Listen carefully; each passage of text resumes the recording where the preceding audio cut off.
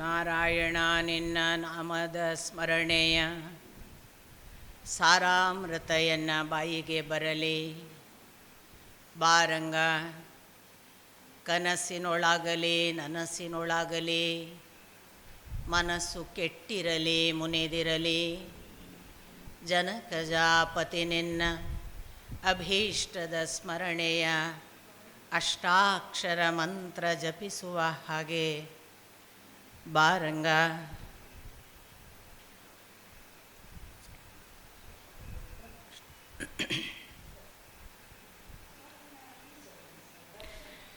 ನಾರಾಯಣಂ ನಮಸ್ಕೃತ್ಯ ನರಂಚೈವ ನರೋತ್ತಮಂ ದೇವೀಂ ಸರಸ್ವತೀಂ ವ್ಯಾಸಂ ತತೋ ಜಯಮುದೀರಯೇತ್.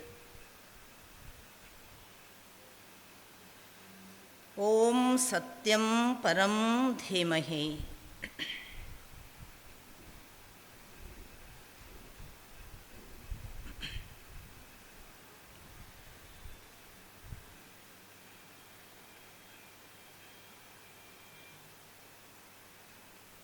ನನಗೆ ಪರಮ ಪ್ರಿಯನೂ ಪೂಜ್ಯನೂ ಆದ ಶ್ರೀಕೃಷ್ಣನ ಪದಾರವಿಂದಗಳಲ್ಲಿ ವಂದಿಸಿ ಪುತ್ತೂರಿನ ಮಾಲಿಂಗೇಶ್ವರ ದೇವಸನ್ನಿಧಿಗೆ ನಮಿಸಿ ನೆರೆದಿರುವ ಎಲ್ಲ ಭಕ್ತರ ಹಿರಿಕಿರಿಯ ಪದತಲಕ್ಕೆ ಹಣೆ ಹಚ್ಚಿ ನಮಸ್ಕಾರ.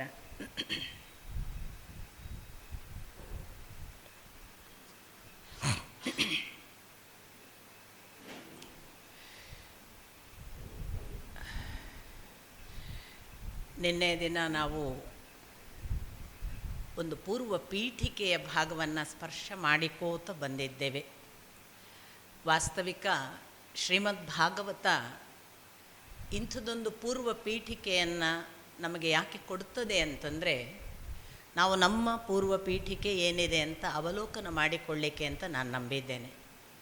ಅದಕ್ಕೆ ನಾನು ಏಕಕಾಲಕ್ಕೆ ಆ ಕಾಲದ ಪರೀಕ್ಷಿತನ ಸ್ಥಿತಿ ಮತ್ತು ಈಗಿನ ಕಾಲದ ನಮ್ಮ ಸ್ಥಿತಿ ಬಹಳ ವ್ಯತ್ಯಾಸ ಇಲ್ಲ ಅನ್ನೋದನ್ನು ನಿಮಗೆ ಯಾಕೆ ಹೇಳ್ತಿದ್ದೆ ಅಂತಂದರೆ, ಸಕಲ ಶ್ರೇಷ್ಠ ಸಂಗತಿಗಳು ಕೂಡ ಅತ್ಯಂತ ಸಂಕಷ್ಟದ ಸಂದರ್ಭದಲ್ಲಿ ಹುಟ್ಟಿಕೊಳ್ಳುವುದನ್ನು ನಾವು ಕಾಣ್ತೇವೆ. ಅದು ಭಗವದ್ಭಕ್ತಿಯ ಪರಾಕಾಷ್ಠೆಗೆ ಹೋದರೆ ಈ ಥರದ ಶ್ರೀಮದ್ ಭಾಗವತ ಅಥವಾ ಸಂಪೂರ್ಣ ಶರಣಾಗತತ್ವದ ಹಂತಕ್ಕೆ ಅರ್ಜುನನ ಹಾಗೆ ಹೋದರೆ ಅದು ಭಗವದ್ಗೀತೆ ಹುಟ್ಟುವ ಸಂದರ್ಭ ಆಗಬಹುದು.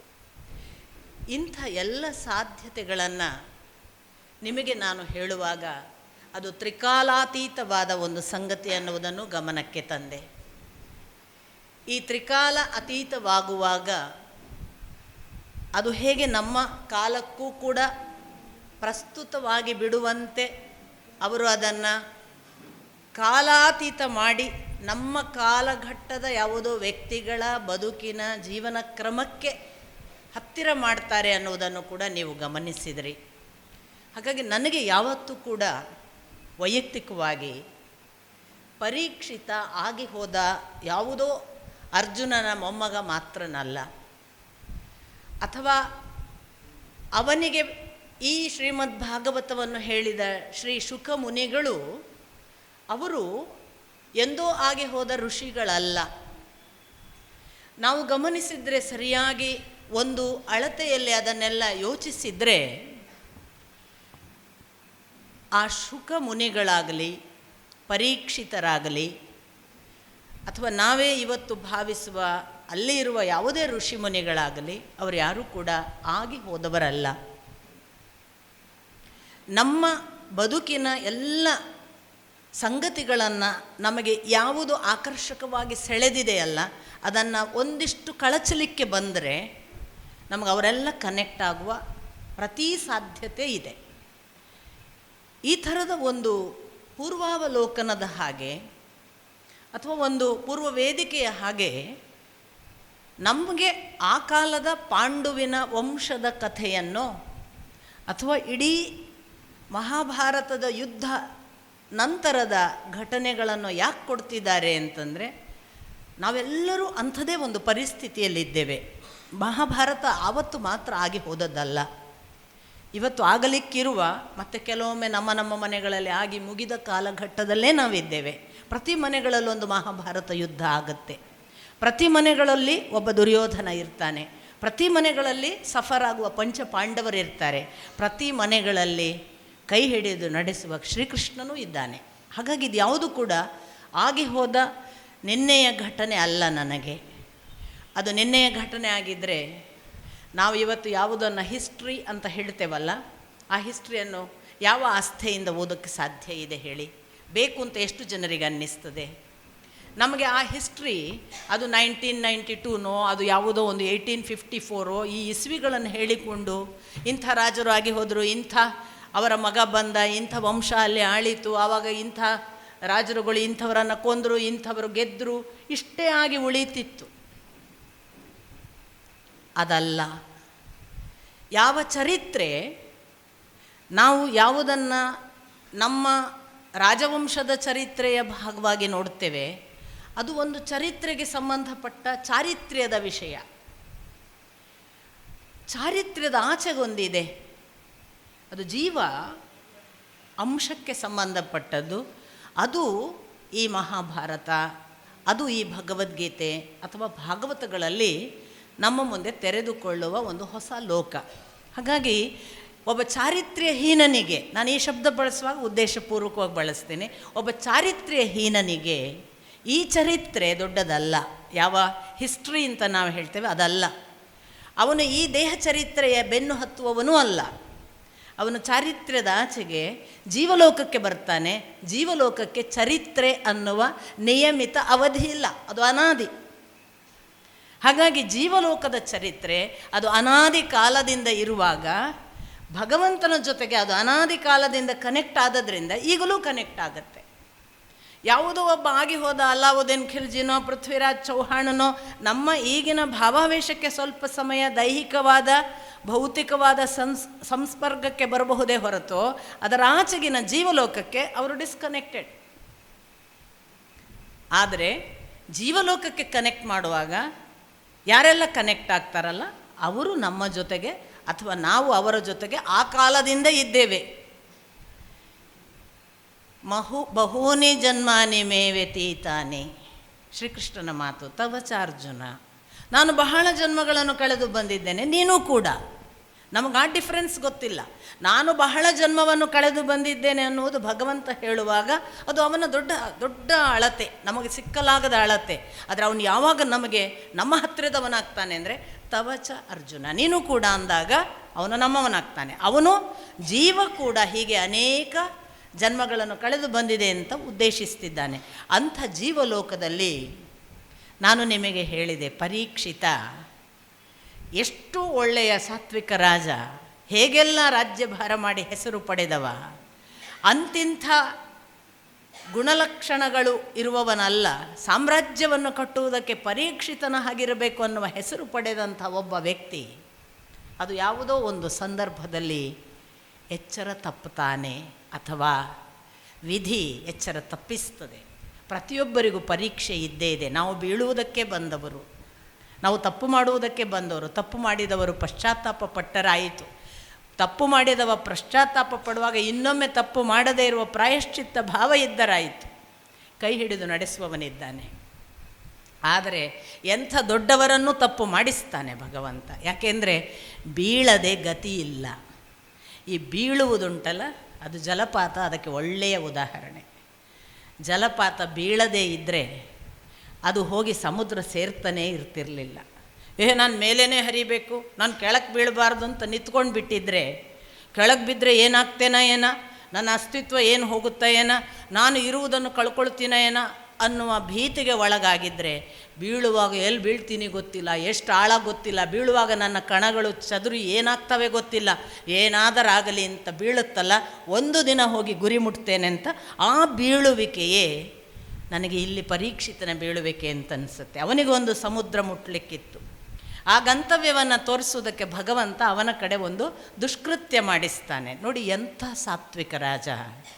ಒಂದು ಜಿಂಕೆ ಬೇಟೆಯಾಡಿ ಬಾಯಾರಿದವ ಶಮೀಕ ಋಷಿಗಳ ಆಶ್ರಮಕ್ಕೆ ಹೋಗ್ತಾನೆ. ಋಷಿಗಳು ಕಾಡಿನಲ್ಲಿ ಆಶ್ರಮವಾಸಿಗಳಾಗಿದ್ದುಕೊಂಡು ತಮಗೆ ಬೇಕಾದಂತೆ ಆ ಆಶ್ರಮದಲ್ಲಿ ತಾವು ಯಾವುದೋ ಋಷಿಗಳ ಆದರಾತಿಥ್ಯವನ್ನು ತೆಗೆದುಕೊಳ್ಳುವ ಸೌಕರ್ಯಗಳೆಲ್ಲ ಆಗ ಇತ್ತು ಅಂತ ಕಾಣ್ತದೆ. ಋಷಿಗಳು ಕೂಡ ಯಾರು ಬಂದರೂ ಆದರಾತಿಥ್ಯ ಮಾಡ್ತಿದ್ದಂತಹ ಪರಂಪರೆ ಇತ್ತು ಅನ್ನೋದು ನಮಗೆ ಗೊತ್ತಾಗುತ್ತೆ. ಆದರೆ ಆಶ್ಚರ್ಯ ಏನು ಅಂದರೆ, ಸಮಾಧಿಸ್ಥ ಅವಸ್ಥೆಯಲ್ಲಿದ್ದ ಶಮೀಕ ಋಷಿಗಳಿಗೆ ಬಂದವನು ರಾಜ ನೀರು ಕೇಳ್ತಿದ್ದಾನೆ, ಯಾವುದು ಗೊತ್ತಾಗಲಿಲ್ಲ. ಸಮಾಧಿಸ್ಥ ಅವಸ್ಥೆ ಅಂದರೆ ಅದು ಸತ್ತ ಹಾಗೆ. ನಾವು ಯಾವುದನ್ನು ಸತ್ತ ಮೇಲೆ ಸಮಾಧಿ ಅಂತೇವಲ್ಲ, ಅದನ್ನು ಋಷಿಗಳು ಬದುಕಿರುವಾಗ ಮಾಡಿದ್ರು. ಅವರಿಗೆ ಇಲ್ಲಿಯ ಯಾವ ಅರಿವು ಇಲ್ಲದ ಒಂದು ಡೆತ್ ಅದು. ಅವರಿಗೆ ನಿಜಕ್ಕೂ ಹೊರಗಿನದ್ದು ಯಾವುದು ಗೊತ್ತಿರೋದಿಲ್ಲ. ನಾಟಕ ಅಲ್ಲ. ನಿಮಗಿದಕ್ಕೆ ಆ ಕಾಲದ ಕಥೆಗಳನ್ನು ಹೇಳಿದರೆ ಗೊತ್ತಾಗೋದಿಲ್ಲ. ಈ ಕಾಲಕ್ಕೇ ಅಥವಾ ಈಗೊಂದು 100 ವರ್ಷಗಳ ಹಿಂದಿನ ಅವಧಿಯ ಶ್ರೀರಮಣರು ಕೂಡ ಇಂಥ ಸಮಾಧಿಸ್ಥ ಅವಸ್ಥೆಯಲ್ಲಿ ಹೇಗೆಲ್ಲ ಇದ್ದರು ಅಂತ ವಿವರಿಸುವ ಘಟನೆಗಳಿವೆ. ಒಂದು ಸಂದರ್ಭ, ಶ್ರೀರಮಣರಿಗೆ ಅವರು ಕೂತ ಆ ಸಮಾಧಿಸ್ಥ ಅವಸ್ಥೆಯನ್ನು ನೋಡಿ, ಈ ಮಗು ಇನ್ನೂ 15 ವರ್ಷದ ಪುಟ್ಟ ಬಾಲಕ, ಈ ಮಗು ಸತ್ತು ಹೋಗುತ್ತೆ ಊಟ ನೀರು ಇಲ್ಲದೆ, ಇದನ್ನು ನಾನು ರಕ್ಷಿಸಬೇಕು ಅಂತ ಒಬ್ಬ ತಾಯಿಗೆ ಅನ್ನಿಸ್ತಂತೆ. ಅವಳು ಅನ್ನಿಸಿ ಹೋಗಿ ನೀರು ಕುಡಿ ಹಾಲು ಕುಡಿ ಅಂದರೆ ಆ ಎಚ್ಚರದ ಸ್ಥಿತಿಯಲ್ಲಿ ಇಲ್ವಲ್ಲ ರಮಣ ಮಹರ್ಷಿಗಳು. ಪುಟ್ಟ ವೆಂಕಟರಮಣ ಅನ್ನುವ ಹೆಸರಿನ ಬಾಲಕ, ತಾಯಿ ತನ್ನ ತಾಯಿತನದ ಅಕ್ಕರಾತಿಯಿಂದ ಈ ಮಗುವಿಗೆ ಸ್ವಲ್ಪ ನೀರಾದರೂ ಬಾಯಿಗೆ ಹೋಗಲಿ, ಹಾಲಾದರೂ ಹೋಗಲಿ ಅಂತ ಬಾಯಿಯನ್ನು ಒತ್ತಾಯಪೂರ್ವಕ ತೆರೆದು ಹಾಲಿನ 1-2 ಚಮಚ ಹಾಕಿ ಬರ್ತಿದ್ಲಂತೆ. ಬದುಕಿಕೊಳ್ತದೆ ನಾಳೆ ತನಕ, ಏನೋ ಒಂದು ಸ್ವಲ್ಪ ಆದರೂ ಹೊಟ್ಟೆಗೆ ಹೋಗ್ಕೊಂಡು ಅಂತ. ಮರುದಿವಸ ಬಂದು ಮತ್ತೆ ಬಾಯಿ ತೆರೆದು ಹಾಲು ಹಾಕಬೇಕು ಅಂತ ನೋಡುವಾಗ ನಿನ್ನೆಯ ಹಾಲು ಹಾಗೇ ಇತ್ತು ಅಂತ. ಅದು ಸಮಾಧಿಸ್ಥ ಅವಸ್ಥೆ, ಉಗುಳು ನುಂಗದ ಸ್ಥಿತಿ. ಅಲ್ಲಿ ಎಚ್ಚರವೇ ಇಲ್ಲದ ಪರಾಕಾಷ್ಠೆ. ಇದು ಯಾರಿಗೆ ಸಾಧ್ಯ? ಒಬ್ಬ ಋಷಿಗಳು ತಮ್ಮ ಸಾಧನೆಯ ಪಥದಲ್ಲಿ ನಡೆದವರು, ಆ ಸಾಧನೆಯ ತುದಿಗೆ ಹೋದವರಿಗೆ ಅದು ಸಾಧ್ಯ. ಅಂಥ ಸ್ಥಿತಿಯಲ್ಲಿದ್ದಾನೆ ಶಮೀಕ ಋಷಿಗಳು. ಆದರೆ ಸಾತ್ವಿಕ ರಾಜನಿಗೆ ಗೊತ್ತಾಗಲಿಲ್ಲ ನೋಡಿ. ಎಂಥ ಒಳ್ಳೆಯವನು, ಪರಂಪರೆಯಿಂದ ಎಲ್ಲ ಗೊತ್ತಿರುವವನು, ಋಷಿಮುನಿಗಳನ್ನು ಆದರದಿಂದ ಕಂಡವನು, ಎಂದೂ ಕೂಡ ಯಾರಿಗೂ ಅನಾದರ ಮಾಡಿದವನಲ್ಲ. ಅವನಿಗೆ ಆ ಕ್ಷಣಕ್ಕೆ ತನ್ನ ಹಸಿವಿನ ಕಾರಣವೋ ಬಾಯಾರಿಕೆಯ ಕಾರಣವೋ ಅದರ ಪರಿಣಾಮದಿಂದ ಉಂಟಾಯಿತೋ ಗೊತ್ತಿಲ್ಲ, ಒಂದು ಥರದ ಅಹಂಕಾರ ಉದ್ದೀಪನವಾಗಿರಬೇಕು. ನಾನು ರಾಜ ಬಂದಿದ್ದೀನಿ, ಆದರೂ ಈ ಋಷಿ ಒಂದು ಸಾಮಾನ್ಯ ಪರಿಜ್ಞಾನದಿಂದ ಕೂತ್ಕೋ ಅನ್ನುವ ಒಂದು ಸಣ್ಣ ಔಪಚಾರಿಕ ಸಂಗತಿಗಳನ್ನು ಮಾಡಲಿಲ್ವಲ್ಲ, ಒಂದು ಹನಿ ನೀರು ಕೊಡಲಿಲ್ವಲ್ಲ ಅಂತ ಕುಪಿತನಾದ. ಆದರೆ ರಾಜನಿಗೆ ಏನು ಮಾಡ್ಬೋದು? ಶಾಪ ಕೊಡುವಷ್ಟೆಲ್ಲ ಅವನು ರಾಜರ್ಷಿಯಾಗಿ ದೊಡ್ಡವನಲ್ಲ. ಅವನಿಗೆ ಏನು ಮಾಡ್ಬೋದು? ಅವನ ಕಡೆಯಿಂದ ಅಷ್ಟು ಮಾಡಿದ. ಅವನು ತಕ್ಷಣಕ್ಕೆ ಅಲ್ಲಿ ಆ ದಾರಿಯಿಂದ ಇನ್ನು ಹೊರಡಬೇಕು. ಅಲ್ಲೊಂದು ಸತ್ತ ಹಾವಿನ ಹೆಣ ಇತ್ತು, ಅದನ್ನು ಎತ್ತಿ ಶಮೀಕರ ಕೊರಳಿಗೆ ಹಾಕಿ ಹೋದ. ಇಷ್ಟೇ. ಶಮೀಕರ ಎಚ್ಚರದ ಪ್ರಜ್ಞೆ ಇಲ್ಲದಿರುವುದು ಅವರಿಗೆ ಗೊತ್ತಿಲ್ಲ. ಆದರೆ ಅಲ್ಲಿ ನೋಡಿದ ಒಬ್ಬ ಹುಡುಗ ಅಥವಾ ಋಷಿಗಳ ಆಶ್ರಮದ ಒಬ್ಬ ಶಿಷ್ಯನ ವಠಾರದವ, ಅವನು ನೋಡಿ ಆ ಶಮೀಕರ ಮಗ ಶೃಂಗಿಗೆ ವಿಷಯ ತಿಳಿಸಿದ. ಹೀಗೆ ಆಗಿದೆ, ನಿನ್ನ ಅಪ್ಪನಿಗೆ ಹೀಗೆ ಪರೀಕ್ಷಿತ ಕೊರಳಿಗೆ ಹಾವು ಹಾಕಿ ಹೋಗಿದ್ದಾನೆ. ಶೃಂಗಿಗೆ ಮೊದಲೇ ಋಷಿಗಳ ಮಗ, ಎರಡನೇದು ಅವನಲ್ಲೂ ಋಷಿತ್ವದ ಯಾವುದೋ ಎಲ್ಲ ತಪಸ್ಸಿನ ಬಲಗಳಿವೆ.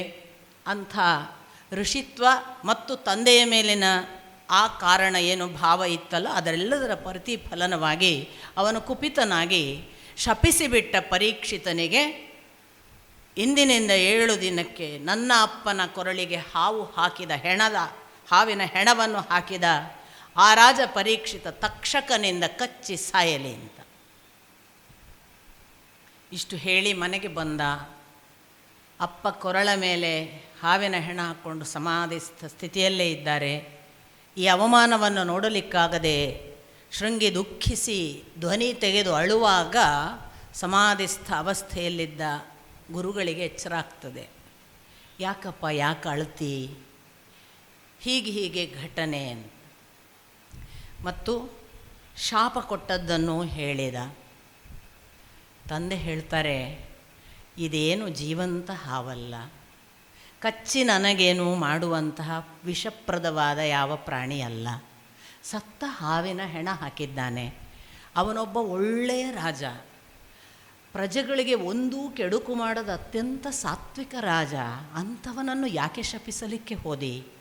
ನೀನು ಮಾಡಬಾರದಿತ್ತು ಅಂತ ಅಪ್ಪ ಮಗನನ್ನು ಎಚ್ಚರಿಸ್ತಾನೆ. ನಾನು ಯಾವಾಗಲೂ ಹೇಳೋದು, ನಮ್ಮ ತಂದೆಗಳಾದರೆ ಭಾರಿ ಹೆಮ್ಮೆ ಪಡ್ತಿದ್ರು. ಪರವಾಗಿಲ್ಲ, ನನ್ನ ಮಗ ನನಗೆ ಅವಮಾನ ಮಾಡಿದ್ದಕ್ಕೆ ಚೆನ್ನಾಗಿ ಶಿಕ್ಷೆ ಕೊಟ್ಟಿದ್ದಾನೆ ಅಂತ ಸಂತೋಷ ಪಡ್ತಿದ್ರು. ಸಂತೋಷ ಪಡಬಾರದು ಅನ್ನೋದು ಋಷಿಗಳ ಸೂಚನೆ. ಏನು ಹಾನಿಯಾಗಿದೆ ನನಗೆ? ಅದೊಂದು ಹಾವಿನ ಹೆಣ, ನನಗೇನು ಕಚ್ಚಲಿಲ್ಲ. ಯಾವುದು ಮಾನ ಅಪಮಾನ? ಯಾವುದಾದ್ರೂ ಮಾನ ಅಪಮಾನ ಬೇರೆಯವರಿಂದ ಆಗ್ತದ? ನಮ್ಮಿಂದಲೇ ಅಲ್ವಾ ನಮ್ಮ ಮಾನವೂ ಅಪಮಾನವು. ಒಬ್ಬ ತಂದೆ, ನೀನು ಹೀಗೆ ಮಾಡಬಾರ್ದಿತ್ತು, ಅದರಲ್ಲೂ ದೊರೆಯನ್ನು ಶಪಿಸಿದ್ದಿ. ದೊರೆಯ ಶಾಪ ಅಂತಂದರೆ ಅದು ನಿನಗೇ ಒಳಿತಲ್ಲಪ್ಪ, ಇಡೀ ಒಂದು ದೇಶವನ್ನು ಈಗ ನೀನು ಅರಾಜಕ ಸ್ಥಿತಿಗೆ ದೂಡುತ್ತಿ. ಮಾತ್ರವಲ್ಲ, ಒಬ್ಬ ರಾಜ ಅಂತಂದರೆ, ಇದು ಶ್ರೀಮದ್ ಭಾಗವತ ಪೃಥುವಿನ ಸಂದರ್ಭದಲ್ಲೂ ಹೇಳುತ್ತೆ, ಒಬ್ಬ ರಾಜ ಅಂತಂದರೆ ರಾಜ ತಾನು ರಾಜನಾಗಿ ದೀಕ್ಷೆ ತೆಗೆದುಕೊಂಡ ಕ್ಷಣಕ್ಕೆ ದೇವಲೋಕದ ಸಕಲ ದೇವತೆಗಳು ಅವನಲ್ಲಿ ಬಂದು ಉಪಸ್ಥಿತರಾಗ್ತಾರಂತೆ, ಇದನ್ನು ನಡೆಸುವುದಕ್ಕೆ, ಅವನಿಗೆ ಬಲ ಕೊಡುವುದಕ್ಕೆ. ಇದನ್ನು ನೀವು ದಯವಿಟ್ಟು ಅಪಾರ್ಥ ಭಾವಿಸಬಾರ್ದು. ಕೇಡು ಮಾಡುವ ರಾಜರನ್ನು ಏನು ಮಾಡೋದು? ದುಷ್ಟರು ಬಂದು ಅವರಲ್ಲಿ ನೆಲೆಸ್ತಾರೆ ಅಂತ ಯೋಚಿಸಬೇಕು.